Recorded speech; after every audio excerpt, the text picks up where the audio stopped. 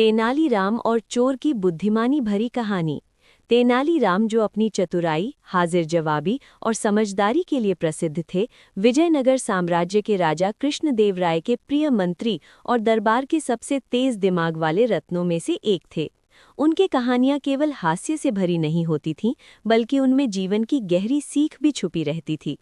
एक दिन राजधानी के बाजार में अचानक चोरी की घटनाएं बढ़ने लगी। सबसे अमीर व्यापारी श्रीधर दरबार में पहुंचा और बोला, महाराज, पिछले कई दिनों से मेरे घर से कीमती गहने और पैसे चोरी हो रहे हैं। न जाने ये चोर कौन है, पर वो इतना चालाक है कि पकड़ में नहीं आता। ये सुनकर दरबार के सभी मंत्री और गुप्तचर चिंता में पड़ गए। बार बार चौकसी बढ़ाने के बावजूद चोर का कोई सुराग नहीं मिल रहा था। राजा कृष्णदेव राय ने गहरी नज़र से दरबार देखा और बोले, इस रहस्य को सुलझाना अब तेनालीराम का काम है। तुम्हें 3 दिन का समय देता हूँ। अगर तुम असफल हुए तो तुम्हारी बुद्धि पर मुझे संदेह होगा। तेनालीराम ने मुस्कुराते हुए प्रणाम किया और तुरंत काम पर लग गए। तेनालीराम की योजना। सबसे पहले व्यापारी श्रीधर के घर पहुंचे। उन्होंने घर का बारीकी से निरीक्षण किया और देखा कि दीवारों और पिछली गलियों में कई ऐसी जगहें हैं जहां से आसानी से कोई अंदर घुस सकता था। तेनालीराम ने श्रीधर से कहा, चिंता मत करो, इस बार चोर अपने आप हमारे जाल में फंस जाएगा, लेकिन मुझे थोड़ी विशेष तैयारी करनी होगी। आज रात मैं यहीं तुम्हारे घर पर ठहरूंगा। रात होते ही तेनालीराम ने एक चालाकी भरा नाटक रचा। उन्होंने घर के आंगन में एक साधारण घड़ा रखवाया और सब जगह ये अफवाह फैला दी कि ये घड़ा जादुई है। अगर कोई चोर इसे छुएगा तो इसमें से तेज आवाज निकलेगी और वो तुरंत पकड़ा जाएगा।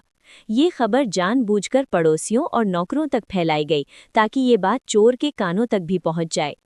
चोर का लालच। आधी रात होते होते पूरा घर सो गया, मगर तेनालीराम छिपकर एक कोने में बैठ गए और घड़े पर नजर रखने लगे। कुछ देर बाद एक परछाई धीरे धीरे आंगन में दाखिल हुई। वो चोर था। उसने घड़े की ओर सावधानी से कदम बढ़ाया और सोचा, देखता हूँ आखिर इसमें कैसा जादू है। पहले तो उसने डरते डरते घड़े को छुआ। कोई आवाज नहीं आई। अरे, ये तो बस डराने का बहाना है, उसने मन ही मन सोचा और हंस पड़ा। उसने फिर से घड़े को छुआ, फिर भी कुछ नहीं हुआ।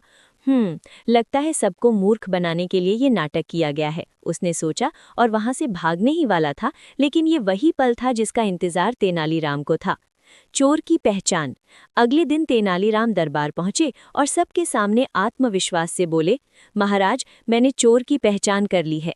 पूरा दरबार चौंक गया। सब हैरान होकर पूछने लगे, कैसे? आपने उसे रंगे हाथ पकड़ा भी नहीं, तो ये कैसे संभव है? राजा ने भी उत्सुक होकर पूछा, तेनालीराम, बताओ आखिर तुमने ये रहस्य कैसे सुलझाया? तेनालीराम मुस्कुराए और बोले, महाराज, मैंने उस घड़े के भीतर गुप्त रूप से विशेष स्याही लगा दी थी। ये स्याही सामान्य रोशनी में दिखाई नहीं देती, लेकिन जैसे ही पानी से हाथ धोए जाएंगे ये गाढ़े काले रंग में बदल जाती है। मैंने आज सुबह नगर के सभी लोगों को आदेश दिया कि वे दरबार में आकर अपने हाथ धोएं। जैसा उन्होंने कहा था वैसा ही हुआ।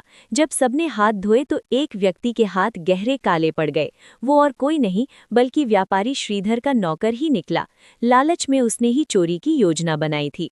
राजा की प्रसन्नता। नौकर को तुरंत दंड दिया गया और चोरी का सामान बरामद हुआ।